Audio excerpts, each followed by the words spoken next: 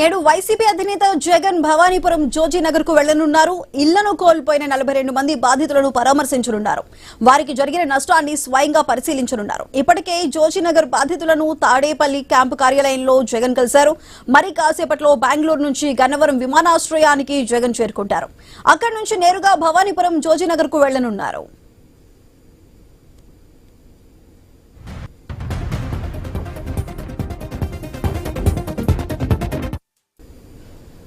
అయితే జగన్ భవానీపురం పర్యటనకి సంబంధించి మరింత సమాచారం మా ప్రతినిధి హరీష్ అందిస్తారు.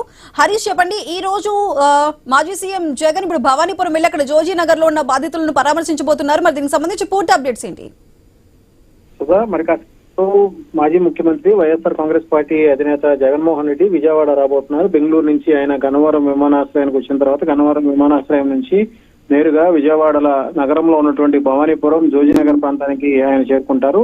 మధ్యాహ్నం 12 గంటల సమయంలో ప్రధానంగా జోజీనగర్ లో 42 కుటుంబాలకు సంబంధించినటువంటి నివాసాలు ఏవైతే ఉన్నాయో ఆ నివాసాలని అన్యాయంగా కూల్చివేశారు. తమకు తీవ్రమైనటువంటి మనోవేదన, ఆర్థిక నష్టాన్ని చేకూర్చారు. దీని వలన కొంతవరకు రాజకీయ ప్రమేయంతోనే జరిగిందనేటువంటి ఒక ప్రధానమైనటువంటి ఆరోపణ వస్తున్నటువంటి నేపథ్యంలో నిర్దాక్షిణ్యంగా 42 కుటుంబాలకు సంబంధించినటువంటి నివాసాలను కూల్చివేయటం, ఆ నివాసాలకు సంబంధించినటువంటి బాధితులు బ్యాంకు లోన్స్ ఉన్నాయి, ఆ రుణాలకు సంబంధించినటువంటి ఇబ్బందులు ఉన్నాయి. అయినప్పటికీ కూడా నిలువనీడు లేకుండా, ఎటువంటి ముందస్తు సమాచారం లేకుండా ఏకపక్షంగా వ్యవహరించారనేటువంటి ఒక ప్రధానమైనటువంటి ఆరోపణ స్థానికుల నుంచి వస్తుంది. అందులో భాగంగానే ఆ ఇళ్లను కూల్చివేసిన తర్వాత వచ్చినటువంటి కోర్టు స్టేకి సంబంధించినటువంటి వ్యవహారం, కోర్టును కూడా పక్కదారి పట్టించే విధంగా వ్యవహరించినటువంటి అధికారులకు సంబంధించినటువంటి తీరుకి సంబంధించినటువంటి అంశాలపైన స్థానికులు తీవ్ర ఆవేదన వ్యక్తం చేశారు. దీంతో వాళ్ళని కలుసుకునేందుకు జగన్ వస్తున్నటువంటి సిచ్యువేషన్ ఉంది. ఇప్పటికే తాడేపల్లి క్యాంపు కార్యాలయంలో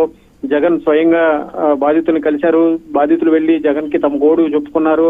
అక్కడ ఉన్నటువంటి సమస్యకు సంబంధించినటువంటి అంశాలు, అదేవిధంగా తమకు జరిగినటువంటి అన్యాయం, ఆర్థికంగా జరిగినటువంటి నష్టానికి సంబంధించినటువంటి ఇబ్బందుల గురించి కూడా జగన్ వివరించారు. దీంతో ఆయన నేరుగా బాధితులకి ఏదైతే కూల్చివేతలు జరిగినాయో కూల్చివేతలు జరిగినటువంటి నివాసాలకి అక్కడ ఉన్నటువంటి పరిస్థితులను పరిశీలించి బాధితులకు అండగా నిలబడేందుకు భరోసా కల్పించేందుకు వస్తానని చెప్పి హామీ ఇచ్చారు. అందులో భాగంగానే ఆయన ఈ రోజు భవానీపురం జోజీనగర్ ప్రాంతంలో కూల్చివేసినటువంటి 42 ఇళ్లకు సంబంధించినటువంటి సముదాయం ఏదైతే ఉందో ఆ ప్లేస్ ని సందర్శించబోతున్నారు. అక్కడ కూల్చివేతలు జరిగినటువంటి ఘటనకు సంబంధించినటువంటి వివరాలను స్థానికులను అడిగి తెలుసుకుంటారు. పూర్తిగా బాధితులకు న్యాయం జరిగేంత వరకు కూడా అండగా నిలబడతామని చెప్పి జగన్ హామీ ఇచ్చారు. అందులో భాగంగానే ఆయన మరి కాసేపట్లో జోజీనగర్ ప్రాంతానికి రాబోతున్నారు.